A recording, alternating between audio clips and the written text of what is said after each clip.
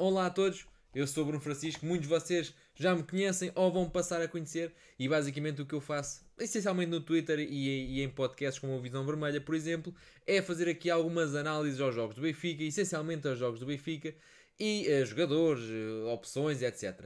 A partir de agora vou tentar fazer para vocês estes novos vídeos que basicamente visam falarmos aqui um bocadinho ou conversar num vídeo muito rápido, perceber aquilo que aconteceu no último jogo do Benfica, que neste caso foi contra o Toulouse, um jogo que correu mal ao Benfica, não no sentido do resultado, porque no resultado o Benfica venceu, mas no sentido em que muitos adeptos começam cada vez mais a não gostar da forma como o Benfica de Roger Schmidt se tem exibido nos últimos tempos.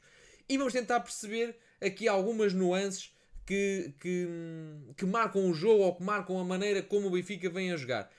Se gostarem deste vídeo, pedia só que subscrevessem o canal ou que colocassem like, ou que vocês acharem mais justo para dar aqui uma ajuda ao canal. De resto, trago aqui esta imagem para começar do Goal Point. E esta imagem do Goal Point, o que é que diz? Diz que o Di Maria foi o melhor em campo, mas isto é porque é um algoritmo que leva em conta basicamente aquilo que se passa no jogo, muito virado para números. Ou seja, como o Di Maria acabou por fazer os 2 golos, os 2 de penalti, acaba por ser o melhor em campo. Todos nós sabemos que o Di Maria, apesar de ser um jogador extremamente talentoso e que tem resolvido imensos jogos, quer seja pelas oportunidades que cria, quer seja pelos golos que marca, sabemos que é um jogador que tem um elevado número de perdas de bola e nós já vamos ver isso tudo mais concretamente.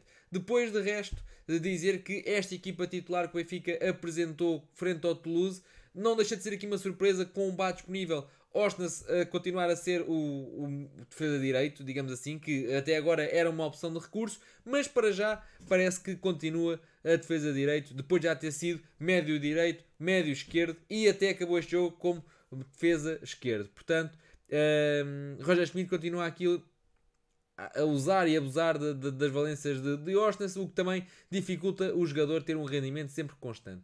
Depois, chamar aqui a atenção também para a nota de Kokshu, que foi dos jogadores que mais tentou passos arriscados, ligar os setores, principalmente no momento ofensivo e principalmente na primeira parte, depois foi perdendo algum fulgor.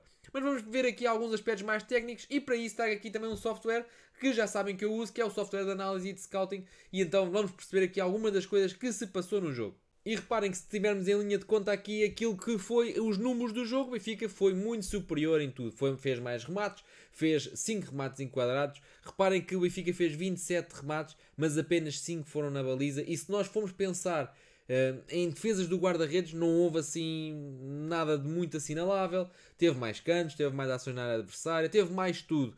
Depois o que é que nós conseguimos, passando ou ignorando um bocadinho os números, o que é que nós conseguimos ver só com o eye test, ou como se costuma dizer, ou então com o teste do olhar, não é?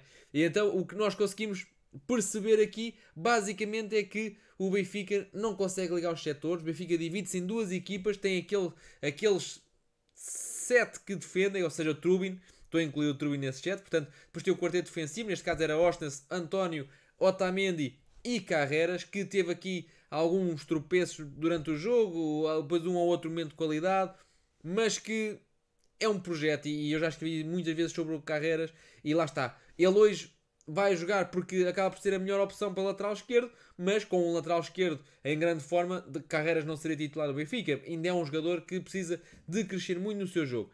Depois, temos aqui Kokshu e temos aqui João Neves e estes são os responsáveis pelo momento defensivo do Benfica. Porque depois daqui para a frente a equipa parte e depois temos Di Maria, Rafa e João Mário que não conseguem ou não estão a conseguir ajudar o Benfica no momento defensivo e Artur Cabral que tem recuperado até algumas bolas, mas não é propriamente um jogador capaz de fazer aquilo que Gonçalo Ramos, por exemplo, fazia na época passada. Portanto, o Benfica parte-se aqui no momento defensivo em 2 blocos e até mesmo no momento ofensivo não é que a equipa se parta, mas há ali muita lateralização, há muitos passos para o lado, muito passo curto, muito empapar do jogo, há ali parece que o Benfica não consegue desenvolver propriamente o seu jogo, seja ele qual for, porque também não dá para perceber muito bem, e nós, se estamos bem recordados, Roger Schmidt até era muitas vezes contado o episódio que, ou os jogadores contavam esse episódio, que Roger Schmidt nos treinos queria que a bola em 15 segundos estivesse na baliza adversária, agora nem 15 segundos, e às vezes se calhar 15 minutos não chega para criar uma grande oportunidade. Portanto, algo se passa porque a qualidade de um ano para o outro, a qualidade subiu muito, o plantel, mesmo a nível de banco, é muito superior àquilo que foi no passado, mas por algum motivo não está a conseguir render de forma coletiva, e o que nós vemos é, no jogo com o Braga, uma grande exibição de Artur Cabral, no jogo do Guimarães, duas assistências de Di Maria, agora 2 gols de Di Maria, ou seja, a equipa está a viver de muitas individualidades e não tanto do coletivo. Continuando aqui a aproveitar a boleia do goal point, o que é que sucede? O Benfica vence 2-1 e este é o esquema médio das posições dos jogadores do Benfica. E o que nós podemos ver é que, eu estou aqui a tapar um bocadinho o esquema do Toulouse, mas dá para perceber a ideia, que é há aqui um desenho tático da parte do Toulouse, enquanto que no Benfica acaba por haver ali um congestionamento na zona central. Reparem que vamos aqui pensar no caso do Carreras, e nós vemos ali o número 3, é o único que dava largura do lado esquerdo, e depois o segundo que deu mais largura foi Neres, que entrou depois. É uma bolinha branca. Depois do lado direito a mesma coisa, foi o Bá que entrou. Qual é que é o problema? O Benfica não estava a conseguir criar, o Benfica não estava a conseguir chegar com grande perigo à baliza do Toulouse, e o Roger Schmidt achou por bem tirar o Carreras, que era quem estava a dar mais largura ao jogo do Benfica, e colocar o Oshness naquela posição. O que é que sucede? O jogo ainda afunila mais. Reparem, a posição média do Oshness, mesmo contemplando o tempo que jogou a lateral esquerda, a posição média é precisamente no centro do campo, ou seja, o Benfica perde largura nesse aspecto. E do outro lado, mesmo o Bá não deu assim tanta largura como se podia esperar, e mesmo assim foi o que deu mais. Portanto, estamos aqui a falar de muitos elementos. João Mário acaba por sempre vir para terrenos interiores. Di Maria sempre a receber entre o corredor central e o corredor direito e a vir para dentro. E reparem, nas ligações mais escuras são aquelas mais usadas pela equipa. Reparem que Di Maria é procurado por quase todos os colegas de equipa. Ele recebe de todo o lado, e o Benfica não pode estar dependente de Di Maria. Todos nós sabemos que Di Maria é um grande talento, todos nós sabemos que Di Maria é um jogador que não se esconde, é um jogador que se mostra ao jogo e que não tem problema nenhum de assumir essa responsabilidade, mas até para o bem do coletivo era muito interessante que o Benfica conseguisse ligar com o seu lado esquerdo. Reparem que se do lado direito temos ali muitas ligações a um preto muito carregado, quer dizer que foram muito utilizadas aquelas ligações ali, António Silva, Otamendi, Oshness, Coxo, João Neves, a ligar ali para o Di Maria. Reparem que do lado esquerdo Carreras praticamente não é solicitado pelo seu central mais próximo, ou seja, Otamendi praticamente não liga com Carreras. Depois tem ali João Mário, a mesma coisa, ou seja, não há ligações, há mais ligações depois do Carreras para dentro do que propriamente dos colegas que estão no corredor central a procurar o espaço vazio. Ou seja, nós até podemos dizer que Carreras teve alguns erros, que teve, nós até podemos dizer que não foi o melhor jogo que já ouvimos fazer no Benfica, que não foi, mas reparem que ele praticamente que não é solicitado pelos seus colegas. E depois entrou Neres, e já sabemos que Neres é daqueles jogadores de desequilíbrios que é capaz de ter 2, 3 lances seguidos em que realmente mostra algo que vem, e depois está a 2 ou 3 minutos ou mais até sem aparecer, depois volta outra vez aos 2 ou 3 lances que abanam, depois volta a desaparecer, mas isso já é o normal do Neres e de praticamente todos os que são desequilibradores. Ou seja, agora sim vamos recorrer aqui ao iScout, à plataforma de análise e scouting que eu falava no início do vídeo, e para isso passei-me aqui para o lado esquerdo do ecrã para poder mostrar aqui alguns mapas. E reparem aqui que o Benfica no jogo com o Guimarães tinha aqui um expected goals de 0,83, marcou 2, ou seja, marcou acima daquilo que era esperado, e nós todos vimos que foi um acaso, aquilo que acabou por acontecer no final do jogo, aquele empate que caiu do céu. Mas desta vez o Benfica até teve aqui um XG, um expected goals de 4,19, considerando aqui o algoritmo do iScout. E nós vemos aqui que isto também corresponde àquilo que foram os 26 remates, está logo no aspecto ao lado. Reparem que são 26 remates e 5 apenas enquadrados. E já agora, para termos aqui uma ideia, e o dado que eu estava a falar aqui, o Benfica acertou basicamente 19% no alvo. É uma porcentagem muito baixa. O Benfica acaba por criar sempre situações, mas não conseguir finalizar ou não conseguir chegar a zonas de finalização com qualidade.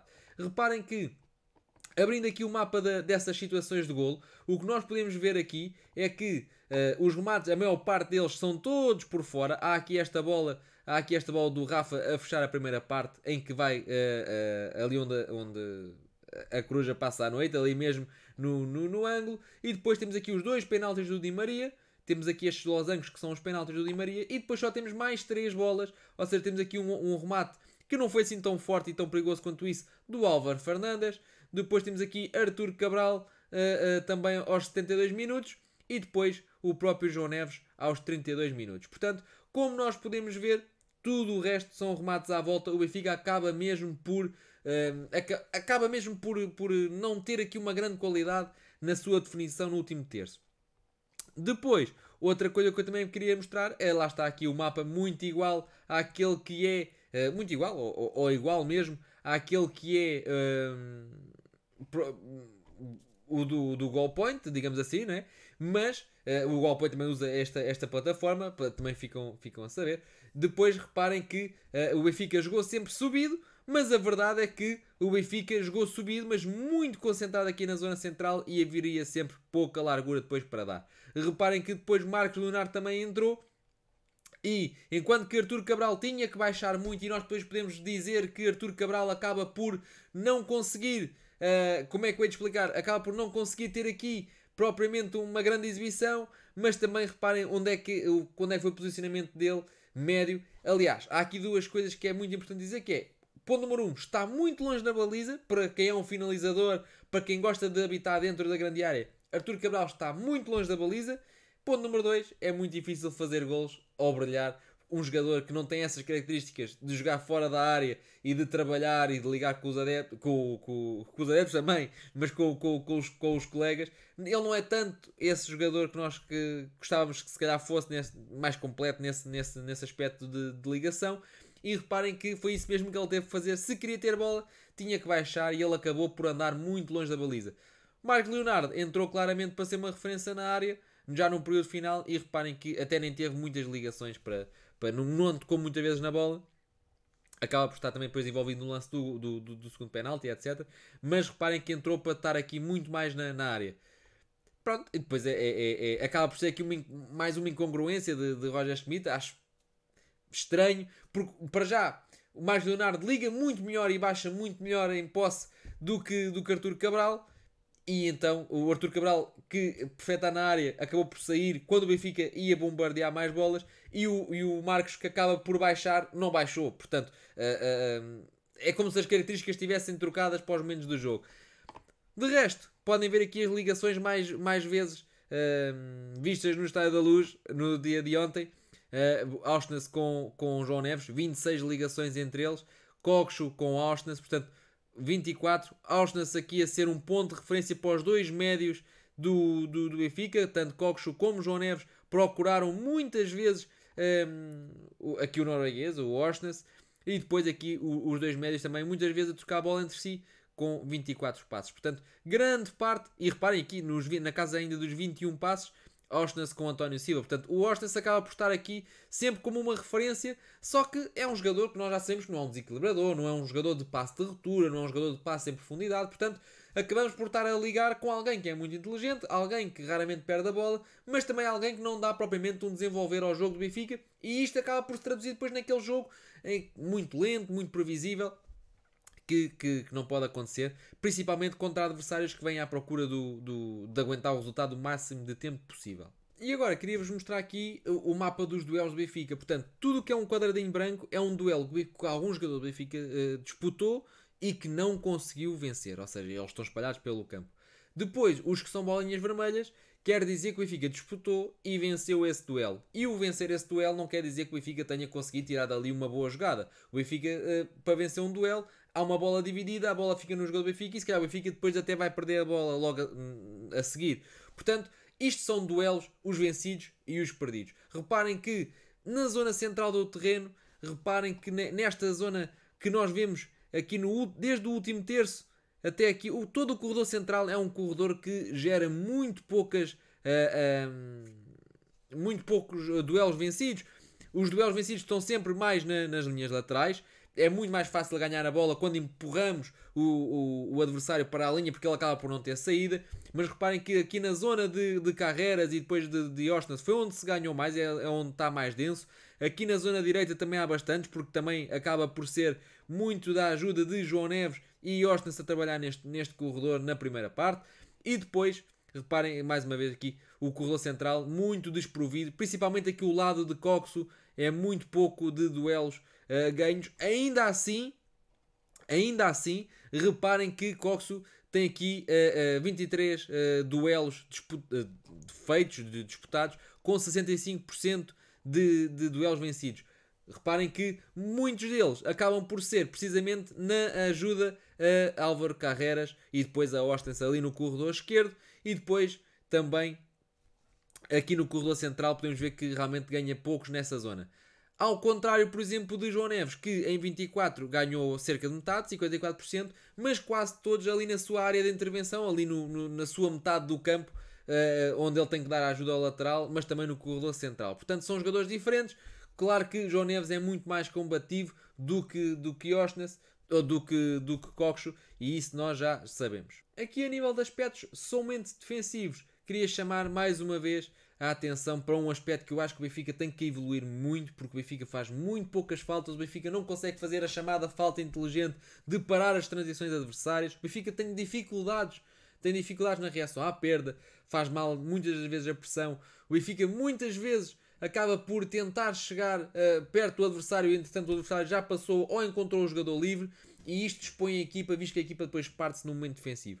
E ontem, mais uma vez, em jogo europeu, o Benfica fez muito poucas faltas. Reparem, fez apenas 7 faltas durante todo o jogo, sendo que, se nós carregarmos aqui no mapa, reparem que o Benfica tenta fazer as faltas, mas acaba por ter pouco êxito, sendo que, além do número ser pouco, não é propriamente em zonas... É ali o corredor central, ok, o Benfica para a jogada, mas isto é quase uma falta a cada um, só o Ashton é que tem duas. Falta aqui muita agressividade à equipa do Benfica, e não estou a falar isso no sentido negativo de ser agressivo, de bater no adversário, mas aquela falta inteligente que permite que a equipa respire e que se reposicione.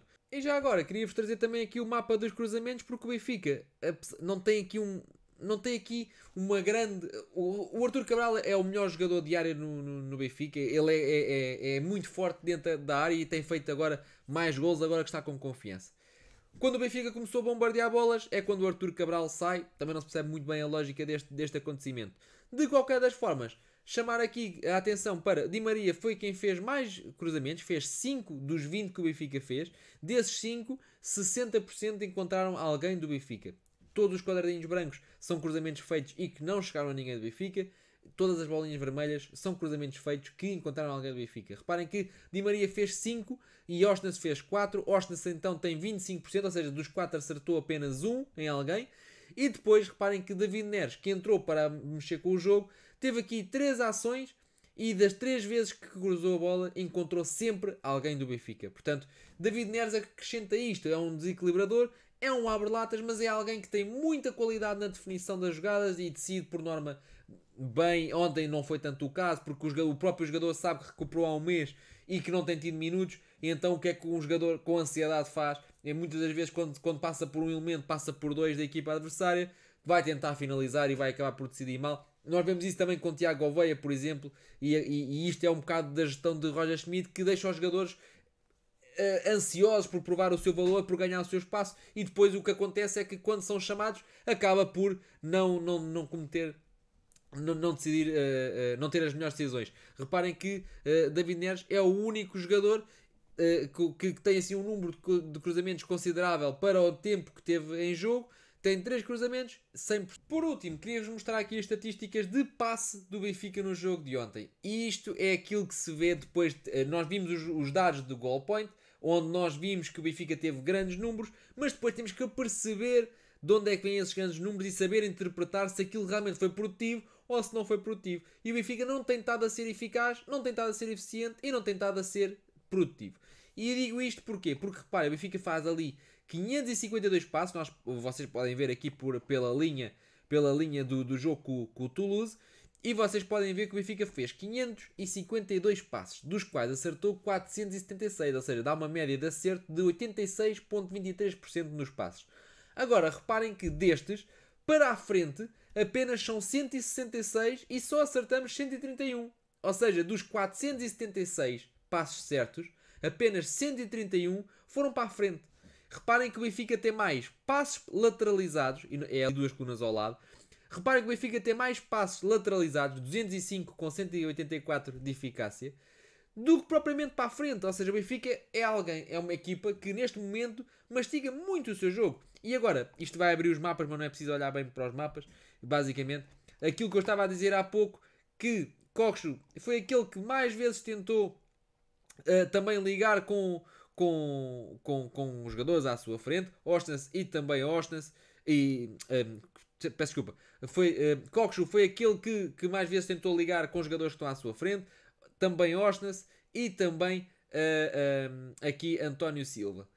Depois Coxo tem aqui mais ligações também com o João Mário. Reparem que aqui Coxo aqui a nível de ligações, isto é o top 10 de links, tem 7 com Ostens, que foram para a frente e que não foram propriamente lateralizados. Reparem que depois tem aqui também Coxo com João Mário, Coxo com Rafa, Coxo com Di Maria. Portanto, é claramente um jogador que tenta aproximar os setores do Benfica. Nem sempre resulta bem e se o jogo for para transições e para um aspecto mais físico, muitas das vezes tem dificuldades.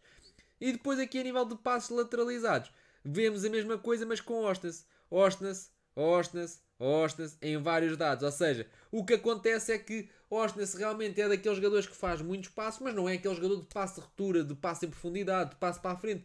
Não é esse jogador e não tem problema nenhum. Não estamos a criticar, ou não estou a criticar o Ostens. Não podíamos estar a contar que ele seja esse desbloqueador, porque acaba por não ser.